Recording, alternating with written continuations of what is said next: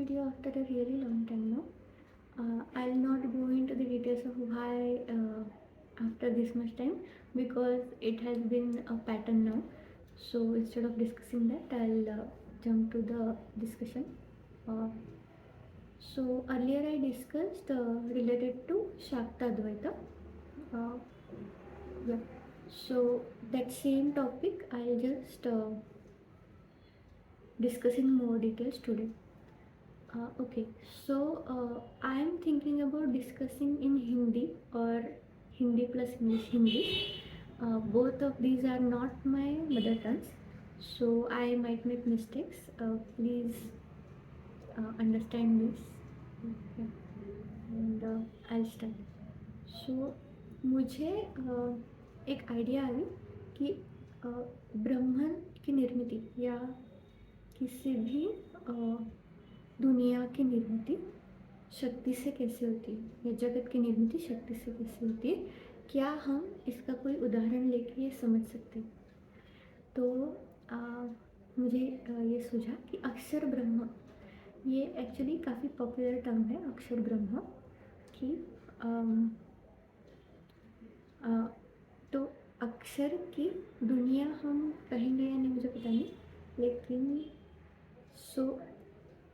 ये अक्षर ब्रह्म कैसे निर्माण होता है हम लोग देखेंगे। तो हमारी शक्ति होती है, मतलब हम जो खाते पीते हैं उसकी वजह से और वो जो पचन क्रिया होती है, फिर हर सेल तक वो एटीपी, शायद से एटीपी मॉलिक्यूल्स पहुँचते हैं, मुझे इतना याद नहीं है अभी बायोलॉजी, और ऑक्सीजन और एटीपी मॉलिक्यूल्स की क्रिया से मतलब केमिकल रिएक्शन से एनर्जी निर्माण होती है।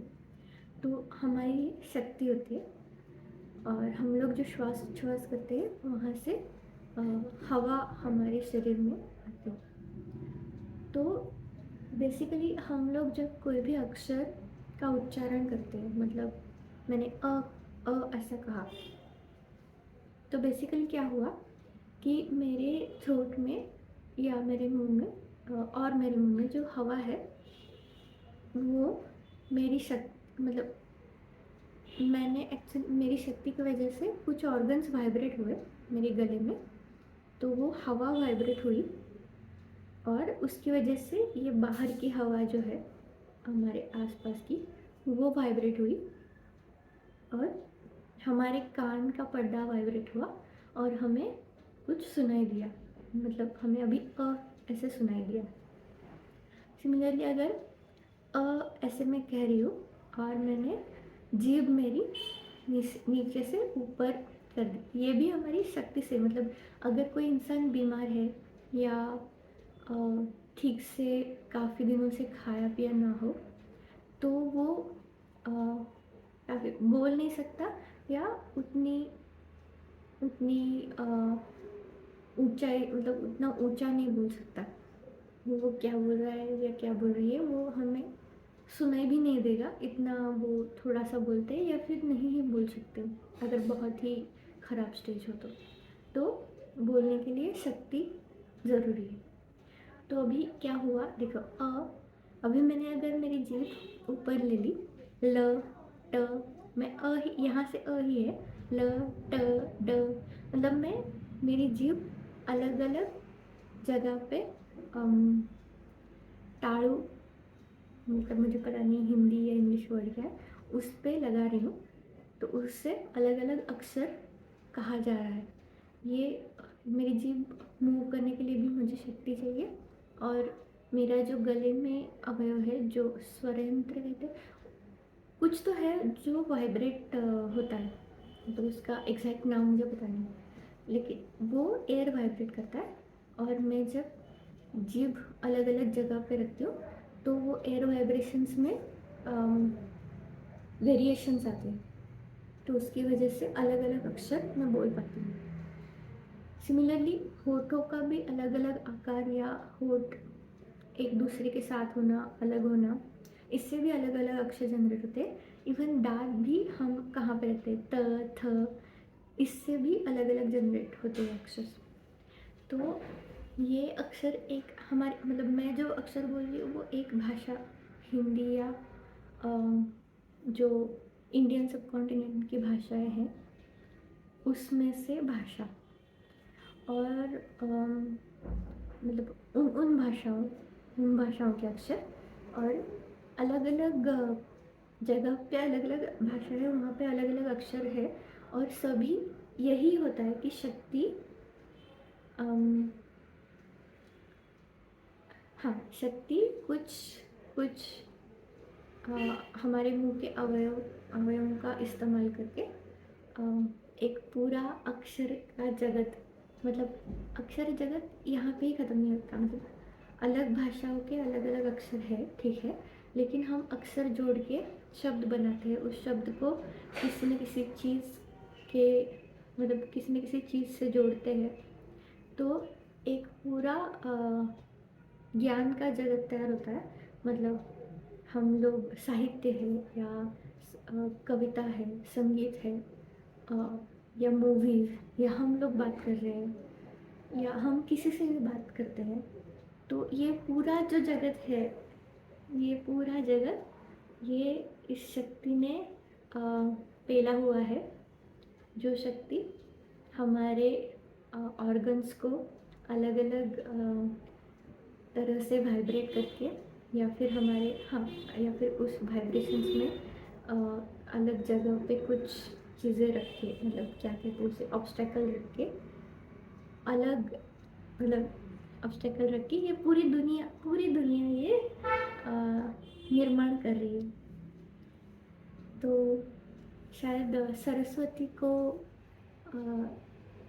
इसकी अधिष्ठात्री कहा जाएगा, मतलब शायद से या तो ये एक आइडिया है कि मतलब कितना बड़ा जगत। आप सोचिए कि इतनी सारी लैंग्वेजेस में इतने सारे तरह तरह के वेज है कम्युनिकेट करने में, और वो सारे इसी चीज़ पर निर्भर है कि हमारे मुंह के कुछ अवयव वाइब्रेट होते हैं और कुछ अवयव उस वाइब्रेशन में वेरिएशंस निर्माण करते हैं, और वो सारे हमारी शरीर की शक्ति से ही चल रहे हैं। एक ही शक्ति इतना बड़ा जगत निर्माण करे। तो ये एक उदाहरण हो गया। दूसरा उदाहरण है काइनेटिक एनर्जी से साउंड का। मतलब नाद ब्रह्म ये वर्ड कुछ कुछ भाषाओं में पॉपुलर है, मुझे नहीं पता कि हिंदी में भी यूज़ किया जाता है या नहीं, लेकिन नाद ब्रह्म ये वर्ड है। तो इसमें क्या है कि काइनेटिक एनर्जी मतलब ये मूविंग है, तो ये मूविंग है काइनेटिक एनर्जी की वजह से। काइनेटिक एनर्जी मतलब मेरी एक्चुअली खुद की शक्ति है इस केस में, और उसकी वजह से वो मेरी शक्ति ये हाथ की मूवमेंट में यूज़ हो गई। तो इस हाथ में अभी काइनेटिक एनर्जी है, और ये जब कोलाइड होता है किसी चीज़ पे तो ये चीज़ वाइब्रेट होती है, और ये चीज़ हवा वाइब्रेट करती है। ये हवा मेरे कान का डायफ्राम वाइब्रेट करता है, कान का पर्दा, और उससे मुझे सुनाई देता है। इसी तरह जब पानी ऊपर से नीचे गिरता है तो वो उसकी मतलब वो जब ऊपर होता है तो उस ऊंचाई पे उससे एक्चुअली ग्रेविटेशनल फोर्स खींच रहा होता है। मतलब धरती की गुरुत्वाकर्षण शक्ति खींच रही होती है, लेकिन फिर भी वो वहाँ पे बना रहता है। तो उसमें पोटेंशियल एनर्जी मतलब उसकी स्थिति की वजह से एनर्जी होती है, क्योंकि वो अभी ओके ये पोटेंशियल एनर्जी फिर ये नीचे जब बूंदें गिरती है तो काइनेटिक एनर्जी में कन्वर्ट होती है। मतलब ये गिरने में भी एक शक्ति है, ऊपर से नीचे गिरने में शक्ति है। वो पानी की बूंदें जब ज़मीन या किसी भी चीज़ ज़मीन पे टकराती है तो या किसी भी पतरा मतलब मेटल का जो एक अगर शीट है बीच में किसी भी चीज़ पे वो टकराती है, और वो चीज़ ज़मीन के बारे में मैं इतना आसानी से मतलब मुझे ठीक से पता नहीं है, तो पत्तों पे टकराती है या किसी भी चीज़ पे तो वो चीज़ वाइब्रेट होती है। वो चीज़ वाइब्रेट होने की वजह से हवा वाइब्रेट होती है, हमें सुनाई देता है। तो सिर्फ इस चीज़ से कि काइनेटिक एनर्जी किसी चीज़ पे कोलाइड होना वो चीज़ उसकी रेजोनेंट फ्रीक्वेंसी पे वाइब्रेट होना। इस चीज़ से पूरी दुनिया है जिसमें कि वाटरफॉल की आवाज़ है, बारिश की आवाज़ है, बादल के गरजने की आवाज़ है, हवा अगर ज़ोर से हवा चलती है तो उसका भी आवाज़, विंड का आवाज़ आता है, वो आवाज़ है। या फिर मेरी या किसी जानवर की, किसी भी दो चीज़ों के एक साथ आने की। आप जब कोई भी इंस्ट्रूमेंट बजाते हैं तो उसकी आवाज़ है। मतलब वीणा क्या, हर हर हज़ारों लाखों, हमें पता भी नहीं है कि कितने तरह की आवाज़ हम मतलब इस दुनिया में अलग अलग पहचान सकते हैं। और वो पूरी दुनिया, वो आवाज़ की दुनिया इसी शक्ति पे टिकी हुई है कि काइनेटिक एनर्जी, मतलब कुछ तो मूव हो रहा है और किसी चीज़ पे वो कोलाइड हो जाता है, फिर वो जो स्टेशनरी चीज़ है वो वाइब्रेट करती है। तो ये वाइब्रेशन एयर को वाइब्रेट करती है और हमारे कान में सुनाई देता है। तो ये पूरी दुनिया शक्ति, काइनेटिक एनर्जी को मुझे पता नहीं क्रिया शक्ति कह सकते हैं या फिर उसके लिए कोई पर्टिकुलर वर्ड होगा। मैंने साइंस लोकल लैंग्वेज में नहीं पढ़ी है तो मैं ऐसे करेक्ट वर्ड नहीं दे सकती, ये प्रॉब्लम है। तो ये आइडिया, मतलब आप सोच के देखिए कि शक्ति ने जगत निर्माण कर भी दिया। तो मतलब हम ये ऐसे ऐसे उदाहरण देख सकते हैं, मतलब we can see in around us actually ये चीज़ें। वैसे भी ऐसे ही एक पूर्ण ब्रह्म, ओके, एक मराठी में श्लोक है, अम, जीवन करी जीवित्वा अन्न है पूर्ण ब्रह्म, उदर भरण मोहे जाणीचे यज्ञ कर्म। मतलब जीने के लिए जो जीने वाला है, हे जीने वाले, तुम्हें तुम्हारे लिए अन्न ही पूर्ण ब्रह्म है। और इसे सिर्फ पेट भरना न मान के यज्ञ जितना ही पवित्र मानो, ऐसा उसका मीनिंग है। तो एक्चुअली हम जो अन्न, मतलब कुछ भी खाते, अलग अलग तरह का अन्न हम खाते हैं, और वो जठराग्नि जो हमारी मतलब हमारी जो एग्जिस्टिंग शक्ति है, वो ये पेट में जो एसिड होता है वो कंट्रोल करती है। हमारे आंतों से जो पचने के बाद रस का अब्जॉर्प्शन होता है वो कंट्रोल करती है। और जो अब्जॉर्ब नहीं हो सकता वो उसका निस्सारण भी कंट्रोल करती है, ये हमारी शक्ति। और इससे हमारे अलग अलग अवयव, ये हमारे हाथ, हमारे मुंह, सोच, पैर, पेट, हृदय, सब चीज़ों को, सब चीज़ें चल रही है। तो ये जो पूरा, मतलब ये हमारे शरीर एक जगत की तरह हम लोगों ने कंसिडर किया। मतलब उसमें मांस है, उसमें त्वचा है, उसमें फिर क्या कहते हैं उसे, मसल को क्या कहते हैं पता नहीं, मसल है। तो हमारी आँखें हैं, उसमें भी हमारी आँखों ने कुछ देखा, उसमें लाइट गिरा, फिर वो एज अ इलेक्ट्रिक सिग्नल कहीं पे चला गया, उसका कुछ मीनिंग बना, उससे हमारे हाथ में हरकत आई। ये सब कुछ जो है, ये अन्न से शक्ति ने जगत बनाया। ठीक है, तो ये आइडिया है बेसिकली। और इसमें क्या लग सकता है, एक्चुअली इसमें ऐसा लगता है कि कोई ना कोई मैटर, कोई ना कोई चीज़ चाहिए, शक्ति उस चीज़ पे निर्भर है जगत निर्माण के लिए, या ब्रह्मांड निर्माण के लिए, ब्रह्म निर्माण पता नहीं, जगत निर्माण के लिए। तो एक्चुअली इन रियलिटी वैसा नहीं है, ऐसा मुझे लगता है। मतलब मुझे लगता है कि हमें कुछ भी एक्सपीरियंस करने के लिए वो मैटर होना ज़रूरी है।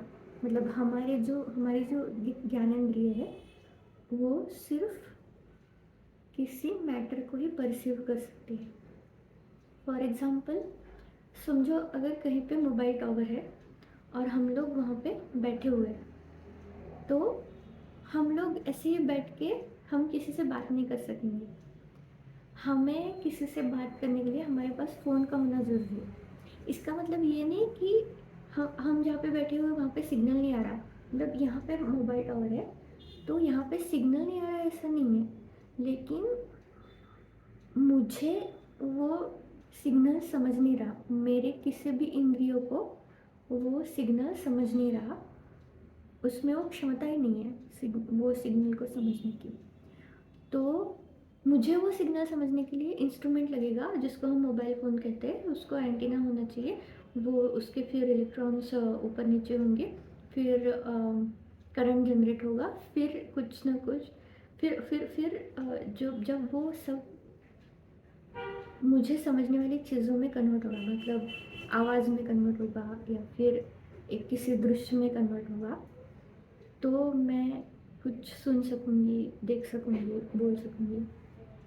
तो इसमें ऐसा नहीं है कि वहाँ पे सिग्नल नहीं आ रहा, इसमें ऐसा है कि मुझे वो समझ में नहीं आएगा जब तक कि किसी चीज़ में वो नहीं है, जब तक कि मेरे सुनने की क्षमता के अकॉर्डिंगली वो कुछ बता नहीं रहा, मेरे देखने की क्षमता के अकॉर्डिंगली वो कुछ बता नहीं रहा, तब तक मुझे वो समझेगा नहीं।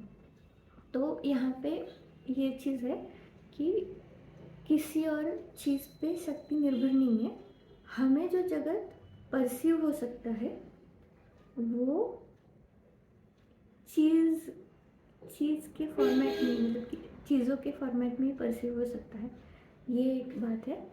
और दूसरी बात है कि कोई भी अगर ठोस वस्तु है तो ऐसा नहीं है कि वो शक्ति से अलग है, वो ऐसा है कि ज्ञान शक्ति कहते हैं हम लोग, मतलब किसी हाउ टू से दिस, कोई क्रिया होते होते वो उसमें सातत्य आ गया और वो सातत्य जो है वो ज्ञान शक्ति है जो हम लोग परसीव कर पा रहे हैं। ये एक्चुअली थोड़ा सा शायद से मैं अगले वीडियो में डिस्कस करूँगी। हाँ, थैंक यू।